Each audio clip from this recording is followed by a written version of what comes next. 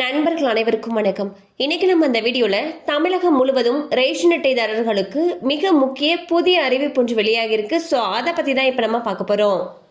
தமிழகத்தில் பொது விநியோக திட்டத்தின் கீழ் ரேஷன் கடைகளில் அரிசி, பருப்பு, பாமாயில் போன்ற பொருட்கள் மலிவு விலையில் வழங்கப்பட்டு வருகின்றன.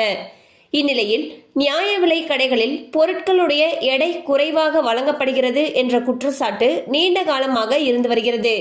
இதனை சரி செய்வதற்கு தற்பொழுது தமிழக அரசு ஒரு முக்கியமான முடிவை எடுத்துள்ளது. அதாவது ரேஷன் கடைகளில் பொருட்களை பாக்கெட்டுகளில் விற்பனை செய்ய முடிவு செய்துள்ளனர். இது தொடர்பாக சட்டசபையில் தீர்மானம் தாக்கல் செய்யப்பட்டுள்ளது.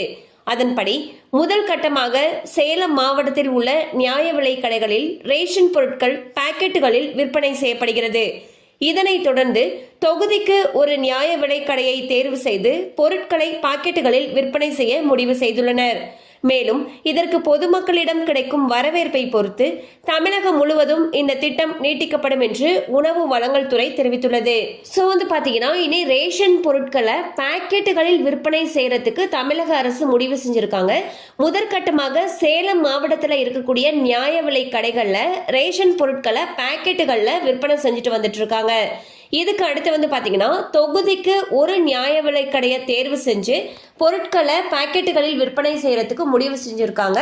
மக்களுடைய ஆதரவு மற்றும் வரவேற்பை பொறுத்து தமிழகத்தில் இருக்கக்கூடிய அனைத்து மாவட்டங்களிலும் இந்த திட்டமானது விரிவுபடுத்தப்படும் என்று உணவு வழங்கல் துறை அறிவிச்சிருக்காங்க.